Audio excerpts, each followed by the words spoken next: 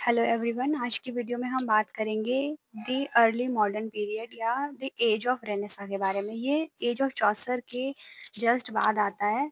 1400 से लेके 1660 तक, ये 17th सेंचुरी तक चलता है। इसी के बारे में आज की वीडियो में हम बात करेंगे। इस एज में इंग्लैंड में ग्रीस और रोम के जो एंशियंट थॉट्स थे, एंशियंट जो कल्चर था, आर्ट था, उसको रिडिस्कवर किया गया और उसे अपने थॉट्स और अपने आइडियाज़ के साथ मिक्स किया गया। ऐसे ही जैसे कि मान लीजिए आज मैं जो कुछ भी इस वीडियो में बता रही हूँ, मैंने बुक्स पढ़ी हैं, मैंने पढ़ा है, मैंने कई सारी बुक्स पढ़ी हैं जिससे कंबाइन करके मैं बता रही हूँ। अब आज अगर मुझसे कोई पूछे कि एज ऑफ चौसर में या किसी भी एज में सबसे इम्पोर्टेंट चीज़ क्या हुई, तो एक तो मैं वही बताऊँगी जो सबसे इम्पोर्टेंट चीज़ हुई, जो कॉमनली सारी बुक्स में लिखी होंगी। अगली चीज़ ये होगी कि एक मेरा थॉट बनेगा कि मुझे क्या लगता है कि क्या चीज़ सबसे ज़्यादा इम्पोर्टेंट हुई। जैसे हिस्ट्री ऑफ जैसे I am so sorry, age of Chaucer में जो लैंग्वेज चेंज हुआ था, लैंग्वेज स्विच हुई थी, वो मेरे हिसाब से वो सबसे ज़्यादा इम्पोर्टेंट चीज़ थी। तो वो एक मेरा थॉट बना। तो अब अगर मैं किसी और बहुत बड़े राइटर की बुक पढ़ रही हूँ, हिस्ट्री ऑफ इंग्लिश लिटरेचर, उसे पढ़ के उसमें कोई नए आइडियाज़ मुझे मिले, फिर मैंने उसे अपने थॉट से, अपने आइडियाज़ से मिक्स किया।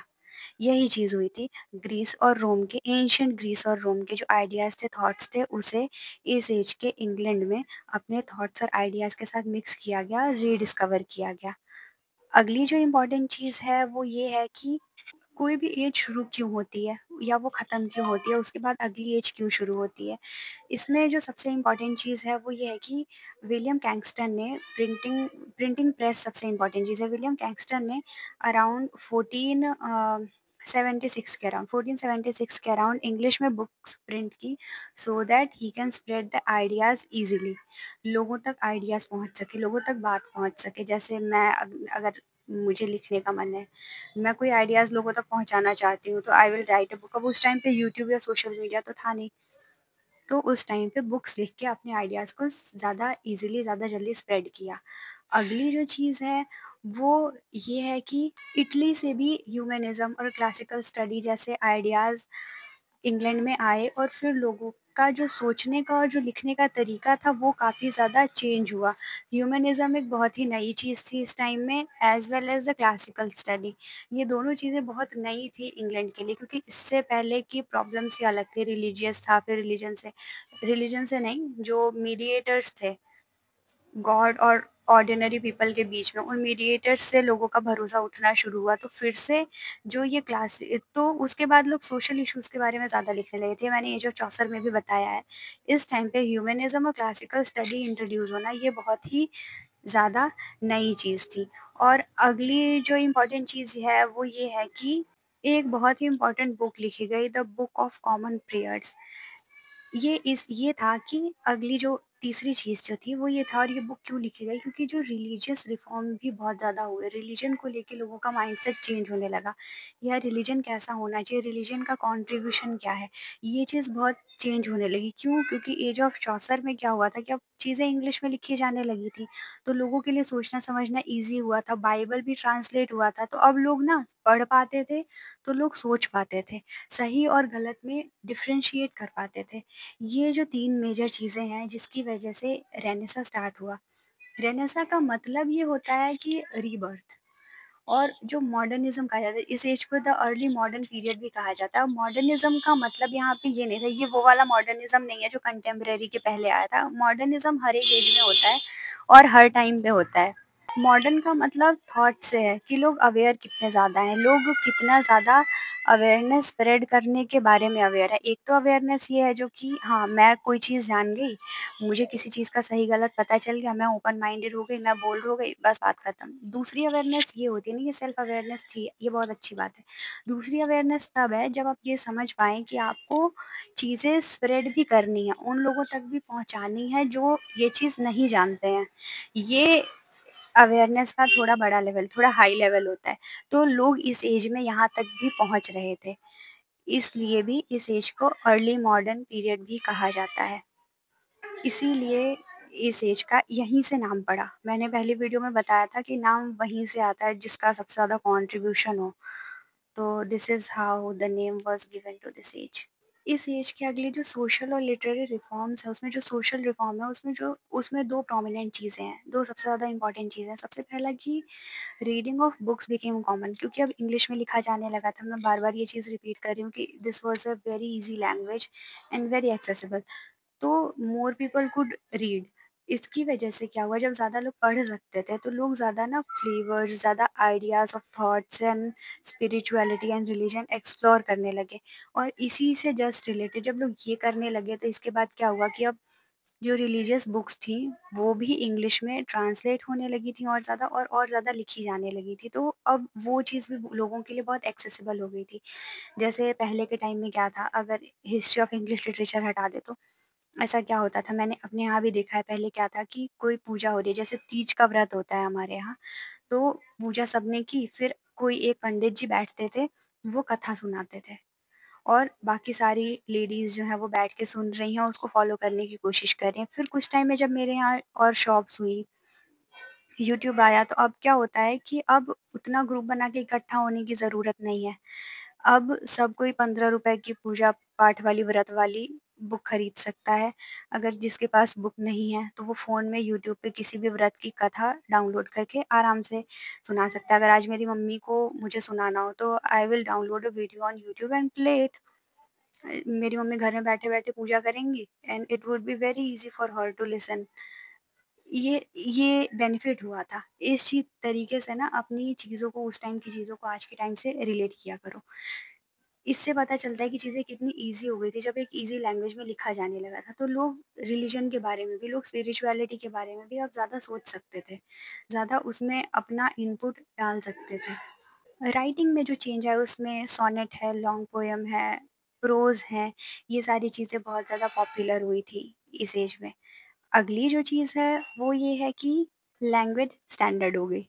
स्टैंडर्ड होने का मतलब ये है कि लोग ग्रामर यूज़ करने लगे और लिखने का तरीका थोड़ा-थोड़ा सा चेंज हुआ। जैसे कि मतलब आप किसी नॉर्मल इंसान की एक इंग्लिश में यूट्यूब पे वीडियो देखो और एक किसी प्रोफ़ेशनल की देखो, तो प्रोफ़ेशनल वाला ज़्यादा स्टैंडर्ड लगेगा। तो अब लोग अपनी राइटिंग में ये चीज़ डालने लगे कि उसे थोड़ा-सा ज़्यादा अपनी अपनी लैंग्वेज को स्टैंडर्ड करने लगे। और ये सारी चीज़ें लिखने वाले William Shakespeare, Spencer, John Donne, ये सारे लोग थोड़े कुछ प्रोमिनेंट राइटर्स हैं इस एज के। अब अगली बात, जो भी वर्क्स लिखे गए वो लिखे क्यों गए और आगे भी ऐसा ही लिखना कंटिन्यू क्यों हो रहा था? इसकी वजह ये है कि नई राइटिंग्स जो फ़ॉर्म हो रही थी, लोग ज़्यादा डीप और इमोशनल वर्क्स एक्सपेक्ट कर रहे थे रिटन इन इंग्लिश।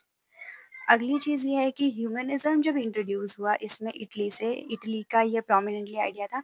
ह्यूमनिज़्म इंट्रोड्यूस हुआ तो लोग ह्यूमन लाइफ़ के बारे में, किसी इंसान की लाइफ़ पे, उसके कैरेक्टर्स पे बहुत ज़्यादा फ़ोकस होने लगा and people were now able to relate it more to their lives.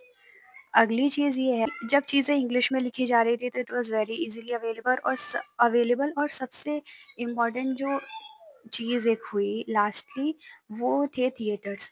Theatre में क्या होता है, अब जैसे हमारे पास यूट्यूब आ गया, ये नहीं था तो सब कुछ बुक से पढ़ना पड़ता था और जाके टीचर से पूछना पड़ता था आगे जाके स्कूल में। थिएटर्स लर्निंग का एक नया फॉर्म हो गया और ये एंटरटेनमेंट के साथ हो गया। जैसे आपको बुक पढ़नी है तो बुक बुक लेके पढ़ना पड़ेगा, बुक ली हाथ में, मेहनत करनी पड़ेगी पढ़ने के लिए। But if you are invited to a theatre, they used to invite everyone to the theatre. तो अगर आप थिएटर में इनवाइट हो रहे हैं, आपको देखने को मिल रहा है फ्री में कुछ भी, तो it's very easy to learn.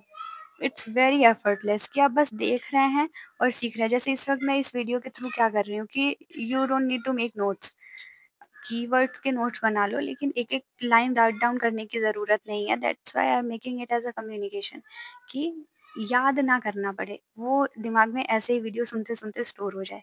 यही चीज़ हुई थी, ये बहुत ज़्यादा थिएटर वाली चीज़ वर्क कर गई थी, बहुत ज़्यादा इम्पैक्ट हुआ था, क्योंकि अब भीड़ बहुत ज़्यादा होने लगी, बहुत ज़्यादा लोग देखने लगे, बहुत ज़्यादा लोग एक्साइटेड होने लगे कि हाँ, अब अगला नेक्स्ट क्या होगा, अब अगला नेक्स्ट क्या हो सकता है। अब किसी भी एज में जो चीज़ें होती हैं वो उसी एज को कैसे इम्पैक्ट करती है, कैसे वो और ज़्यादा इवॉल्व होता है। इसमें सबसे इम्पोर्टेंट चीज़ ये है कि the drama became very huge. Shakespeare और अदर जो राइटर्स थे उन्होंने ड्रामा को बहुत ज़्यादा और आगे बढ़ाया and for them theatres become the central part of English culture. एक चीज़ तो ये थी। अगली चीज़ ये है कि पोएट्री गॉट वेरी रिच, मतलब कि बहुत लंबी-लंबी पोएट्रीज़ लिखी जाने लगी और उसमें इमेजिनेशन होती थी। सोनेट्स होते थे और उसमें इमेजिनेशन होती थी और ख़ास बात ये है कि पोएट्री इतनी लंबी होने के बाद भी कभी ये नहीं लगता था कि फ्लो ख़त्म हो रहा है। मतलब they were related and they were interconnected to each other. मतलब अगर आप 10-15 पन्ने की पोएट्री पढ़ें तो भी आपको ये नहीं लगेगा कि बीच में फ्लो मिस हो रहा है या कहानी यहाँ से अचानक से दूसरी जगह कहाँ आ गई, ये नहीं था। अगली चीज़ ये है कि इंग्लिश बिकेम वेरी स्ट्रॉन्गर।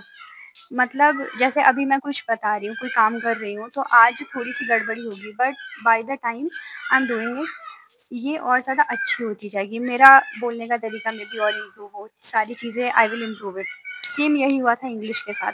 इसी वजह से इंग्लिश और ज़्यादा स्ट्रॉन्ग हो गई और किसी भी इम्पोर्टेंट काम के लिए मतलब लैटिन और French were almost removed. Important काम के लिए, इम्पोर्टेंट वर्क्स के लिए इंग्लिश ही यूज़ होने लगी।